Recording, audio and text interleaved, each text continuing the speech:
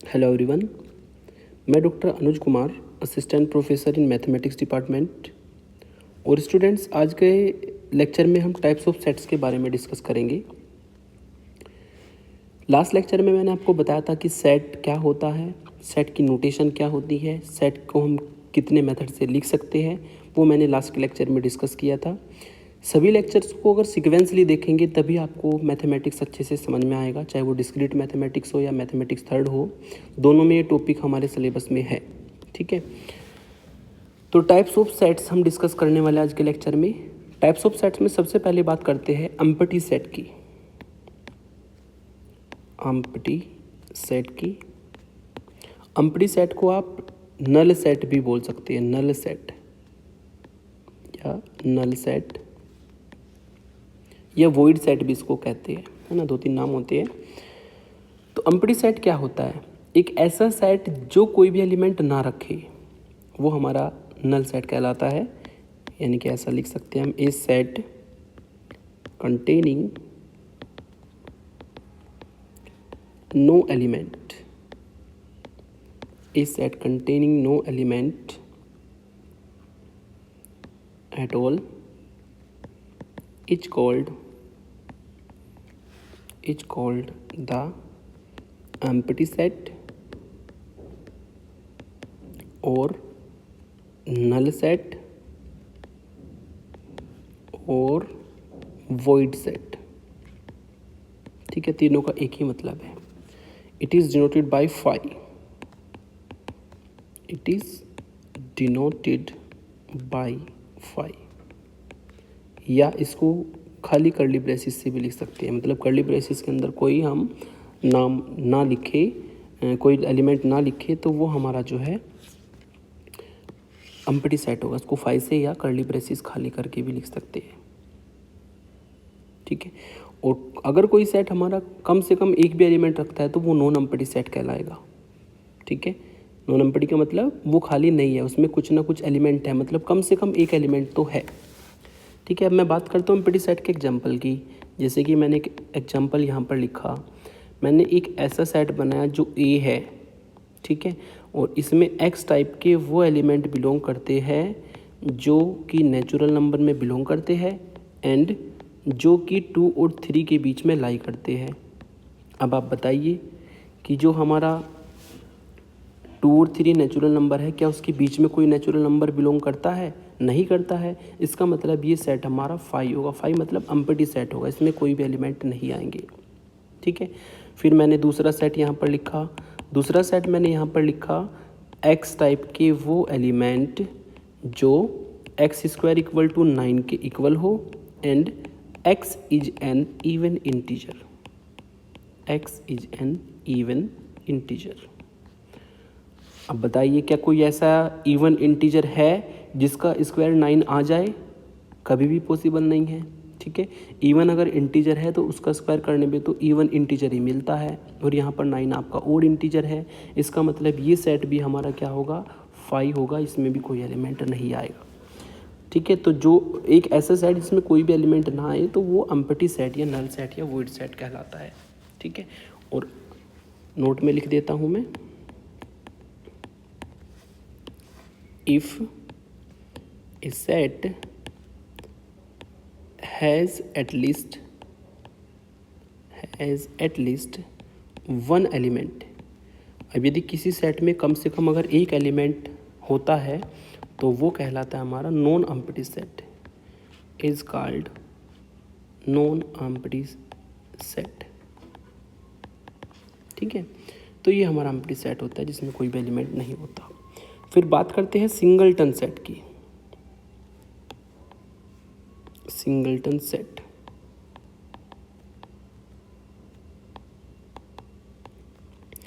Singleton set नाम से ही clear है, एक ऐसा सेट जिसमें सिंगल एलिमेंट हो, मतलब एग्जैक्टली केवल एक एलिमेंट हो, तो वो हमारा सेट सिंगलटन सेट कहलाता है। इस set containing exactly one element, a set containing exactly one element is called is called singleton set, is called singleton set। एक ऐसा सेट जिसमें केवल और केवल एक ही एलिमेंट हो वो सिंगलटन सेट कहलाता है। जैसे कि एग्जांपल हम यहाँ पर लिखते हैं, एग्जांपल 1 मैंने यहाँ पर लिखा कि एक ऐसा सेट मैंने बनाया जहाँ पर x ये एलिमेंट है और x नेचुरल नंबर में बिलोंग करता है और साथ ही साथ में वो इस कंडीशन को सेटिस्फाई करता है। ठीक है, तो आप देख सकते हैं कि इस कंडीशन को सेटिस्फाई करने वाला केवल एक ही एलिमेंट है, वो है 3। यदि हम x को यहाँ पर 3 रखेंगे तो ये कंडीशन सेटिस्फाई होगी। इसका मतलब इस सेट में केवल एक ही एलिमेंट आएगा जिसका नाम होगा 3, और ये एक सिंगलटन सेट होगा क्योंकि इसमें एक ही एलिमेंट है। ठीक है, या आप ऐसा भी लिख सकते हैं, ये हमारा 0 को मैंने ब्रैकेट्स में लिखा है सेट की फॉर्म में, तो ये हमारा सिंगलटन सेट होगा क्योंकि इसमें केवल एक ही एलिमेंट है 0। ठीक है, तो ये हमारे दो सेट होते हैं, सिंगलटन और एम्प्टी सेट। फिर हम बात करते हैं cardinality of A set. Cardinality of A set, या इसको ऐसा भी लिख सकते हैं cardinal number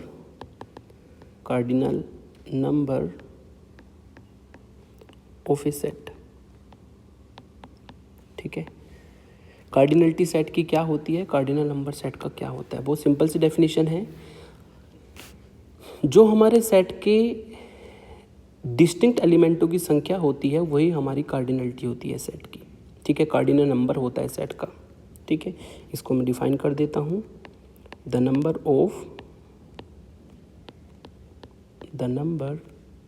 of distinct elements containing in a set capital A is called cardinal number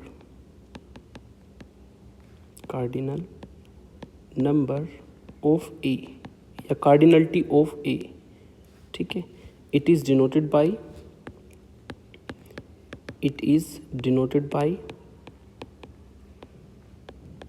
इसको हम n a से भी लिखते हैं, इसको हम n a से भी लिखते हैं, या इसको हम ऐसे भी लिखते हैं कार्डिनलिटी ऑफ ए। दो नोटेशन इसकी होती है जो मैंने आपको बताई, या तो इसको हम ए से लिख सकते हैं या फिर हम इसको इस तरीके से भी लिख सकते हैं। ठीक है, तो ये हमारी डिफाइन होती है कार्डिनलिटी ऑफ ए सेट। जैसे कि इसमें मैं एग्जांपल लेता हूँ, मैंने एक सेट लिखा यहाँ पर, x हमारा कोई सेट है और इसमें एलिमेंट है हमारे x y z और ये t। तो आप देख सकते हैं कि इसमें हमारे 4 एलिमेंट है, सेट में 4 डिस्टिंक्ट एलिमेंट है। तो इसका मतलब जो इस सेट की कार्डिनलिटी होगी वो 4 होगी। मतलब आपको क्या करना है, उसमें ये देखना है कितने एलिमेंट सेट में है, वही हमारी कार्डिनलिटी को डिफाइन करती है। अब कार्डिनलिटी का यूज करते हैं फाइनाइट और इनफाइनाइट सेट को डिफाइन करने में। Finite and infinite set, finite and infinite set. अब फाइनाइट सेट और इनफाइनाइट सेट क्या होता है, फाइनाइट सेट जिसमें फाइनाइट नंबर ऑफ एलिमेंट्स हो वो हमारा फाइनाइट सेट कहलाएगा, और जिस सेट में इनफाइनाइट नंबर ऑफ एलिमेंट्स होंगे वो इनफाइनाइट सेट कहलाएगा। या सिंपली ये कह लीजिए कि जिसकी कार्डिनलिटी सेट की फाइनाइट होती है वो फाइनाइट सेट होता है, और जिसकी कार्डिनलिटी सेट की इनफाइनाइट होती है वो इनफाइनाइट सेट होता है। ठीक है, तो इसको हम डिफाइन कर देते हैं, set is said to be finite. कोई सेट है वो फाइनाइट सेट कहलाएगा इफ इट कंसिस्ट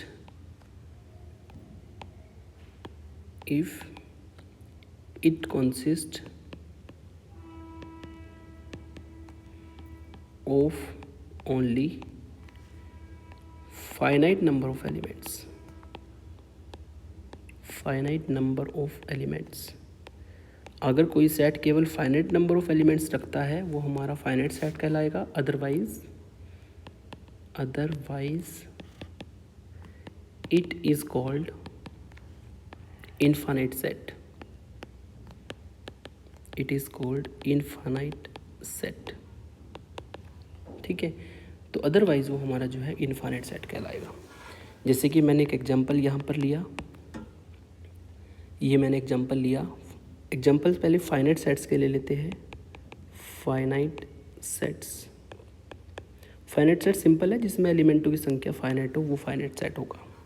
मैंने एक सेट लिया यहाँ पर ए टाइप का, उसमें मैंने 2, 4, 6, 8 और 10 लिखा। आप देख सकते हैं कि ये जो सेट है इसकी जो कार्डिनलिटी है हेयर, इस सेट की जो कार्डिनलिटी है वो 5 है। इसमें 5 एलिमेंट है जो कि एक फाइनाइट नंबर होता है, तो ये हमारा कैसा सेट होगा, ये फाइनाइट सेट हो जाएगा। ठीक है, और दूसरा एग्जांपल आप ले सकते हैं।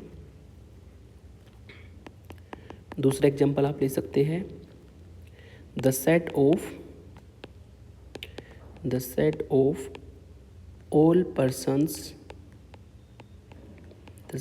all persons on the earth is a finite set। ठीक है, जितने भी पर्सन्स अर्थ पर है वो एक फाइनाइट सेट है। ये बहुत सिंपल सी बात है, ये दोनों हमारे फाइनाइट सेट के एग्जांपल हो जाएंगे। अब बात करते हैं इनफाइनाइट सेट की एग्जांपल्स की। इनफाइनाइट सेट, अगर इनफाइनाइट सेट के एग्जांपल की बात करें तो ये मैं लेक्चर ऑलरेडी आपको गिवन कर चुका हूँ। ठीक है, जब मैंने ये मॉड्यूल स्टार्ट किया था तभी मैंने आपको इनफाइनाइट सेट्स के बहुत सारे एग्जांपल दिए थे नंबर सिस्टम में। जैसे कि नेचुरल नंबर का जो सेट होता है 1, 2, 3, ये हमारा एक इनफाइनाइट सेट होता है। इंटीजर का जो सेट होता है हमारा -3, -2, -1, 0, 1, 2, 3, ये सभी हमारे जो है real number, rational number, complex number, ये सभी हमारे इनफाइनाइट सेट होते हैं। ठीक है, क्योंकि इनमें नंबर ऑफ एलिमेंट्स जो है वो इनफाइनाइट होते हैं, इसलिए ये इनफाइनाइट सेट है। ठीक है, फिर बात करते हैं इक्विवेलेंट सेट की, या इक्वल सेट की कर लेते हैं पहले। इक्वल सेट, इक्वल सेट्स, तो दो सेट हमारे इक्वल होंगे यदि एलिमेंटों की संख्या और एलिमेंट्स दोनों सेम हो, तभी तो इक्वल कहलाएंगे। तो हम इस बात को लिख सकते हैं, two sets A and B are said to be equal। दो सेट है हमारे पास में, दोनों हमारे इक्वल सेट कहलाएंगे if they have exactly the same elements। They have exactly the same element, यदि में सेम एलिमेंट रखे। एंड वी राइट, और हम इसको किस तरीके से लिख सकते हैं, A = B की फॉर्म में हम इसको लिख सकते हैं। जैसे कि मैंने एग्जांपल यहाँ पर कंसिडर किया। एग्जांपल में मैंने एक A सेट बनाया जिसमें हमारे 1, 2, 3 एलिमेंट मैंने लिए, और B सेट मैंने बनाया जिसमें मैंने 2, 1, 3 एलिमेंट लिया। तो आप देख सकते हैं कि एलिमेंटों को हमने केवल पोजीशन ही तो चेंज की है लिखने की, है ना, लेकिन एलिमेंट दोनों में सेम है। 1 इसमें है तो 1 इसमें भी है, 2 इसमें है तो 2 इसमें भी है, 3 इसमें है तो 3 इसमें भी है। तो आप यहाँ पर कह सकते हैं कि ये दोनों सेट हमारे सेम एलिमेंट रखते हैं, इसलिए A जो है B के इक्वल है। ठीक है, ये फर्स्ट एग्जांपल हो जाएगा। दूसरा एग्जांपल अगर मैं कंसिडर करूँ तो मैंने एक A सेट बनाया 1, 2, 3, दूसरा मैंने सेट बनाया 1, 2, 3, 3। बताइए दोनों सेट इक्वल है क्या? ये दोनों सेट हमारे इक्वल होंगे। क्यों होंगे? क्योंकि जो अगर हम सेट में एलिमेंटों को रिपीट करके लिखते हैं तो उसका कोई मीनिंग नहीं होता है। ठीक है, रिपीट वाले एलिमेंटों को आप एक बार लिखे या 10 बार लिखे, ठीक है, उससे कोई फ़र्क नहीं पड़ता। हमें देखना है 1 इसमें है तो 1 इसमें भी है, 2 इसमें है तो 2 इसमें भी है, 3 इसमें है तो 3 इसमें भी है। इसका मतलब दोनों set same number of element रखते हैं, कोई भी एक्स्ट्रा एलिमेंट नहीं है इनसे अलग। तो इसका मतलब यहाँ पर A जो है B के इक्वल है। तो इस तरीके की कंडीशंस को सेटिस्फाई करने वाले सेट जो सेम नंबर ऑफ एलिमेंट्स रखते हैं, ठीक है, वो हमारे इक्वल सेट कहलाते हैं। फिर इसमें लास्ट में हम आते हैं इक्विवेलेंट सेट पर। इक्विवेलेंट सेट्स, इक्विवेलेंट सेट्स कब कहलाते हैं, ठीक है, वो सिंपल सी इसकी डेफिनेशन है। कोई भी दो फाइनाइट सेट हमारे इक्विवेलेंट सेट कहलाएंगे यदि दोनों की कार्डिनलिटी सेम हो, ठीक है। Two finite sets A and B are said to be equivalent if cardinality of A equal to cardinality of B, ठीक है। दो सेट हमारे कब इक्विवेलेंट कहलाएंगे, यदि दोनों की कार्डिनलिटी सेम हो। कार्डिनलिटी मतलब उसमें जो नंबर ऑफ एलिमेंट्स है इक्वल होने चाहिए, तभी वे इक्विवेलेंट सेट कहलाएंगे। एग्जाम्पल यदि मैं कंसिडर करूं तो मैंने यहाँ पर दो सेट कंसिडर किए। एक तो ए सेट मैंने कंसिडर किया और उसमें एलिमेंट लिया 2, 3, 4। देख सकते हैं 3 कार्डिनलिटी है यहाँ पर इसकी। ए की कार्डिनलिटी कितनी है, 3 है, क्योंकि इसमें 3 एलिमेंट है। फिर मैंने बी सेट लिया, बी में मैंने लिया 7, 8, 9। आप देख सकते हैं कि इसकी जो कार्डिनलिटी है बी की वो भी हमारी 3 ही है, क्योंकि इसमें भी 3 एलिमेंट है। तो इसका मतलब ये यहाँ पर इम्प्लाइज होता है कि जो ए की कार्डिनलिटी है, जो बी की कार्डिनलिटी है, दोनों हमारी 3 है। और जब दोनों की कार्डिनलिटी इक्वल है तो इसका मतलब ये कैसे सेट होंगे, ये इक्विवेलेंट सेट होंगे। This implies A and B are equivalent,